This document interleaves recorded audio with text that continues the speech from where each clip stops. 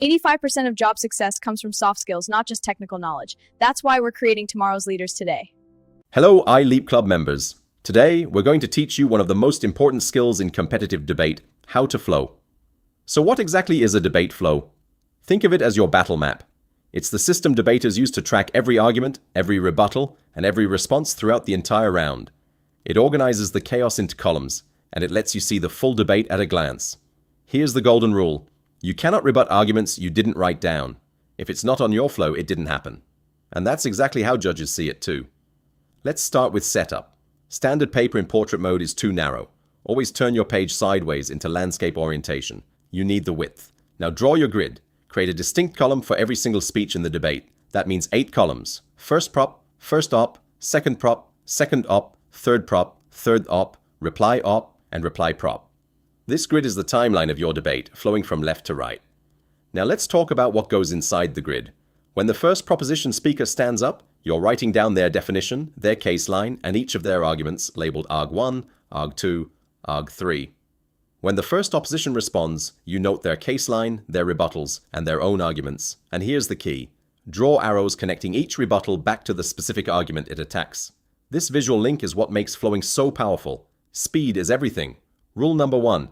Write keywords, never full sentences.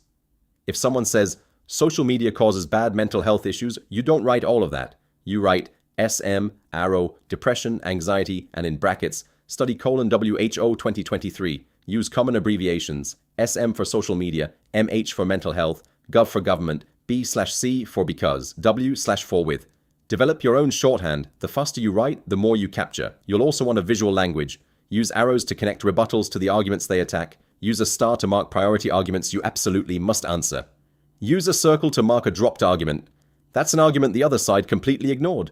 And use numbers to index your opponent's points for quick reference. Here's a pro tip on color. Use blue ink for everything on the proposition side and red ink for everything on the opposition side. This instant visual recognition prevents confusion when you're under pressure and need to find information fast. Now let's talk teamwork.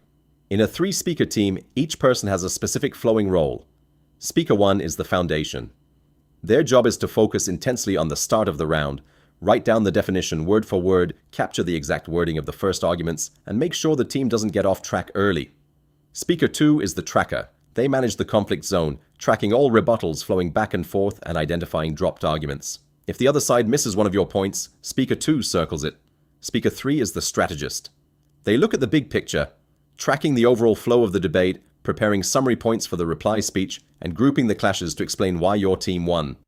And speaking of dropped arguments, this is your winning edge. Check your flow. If your opponent never responded to one of your arguments, circle that gap. Then call it out. Say something like, they didn't touch our second point. A dropped argument is essentially free points, and your flow is the only way to spot them. So here's the bottom line. Master the map, and you win the debate. Flowing takes practice, but every round you do it, you'll get faster, sharper, and more strategic. Grab your paper, pick your pens, one blue, one red, and start listening. Now go win your next round. Good luck, iLeap Club members.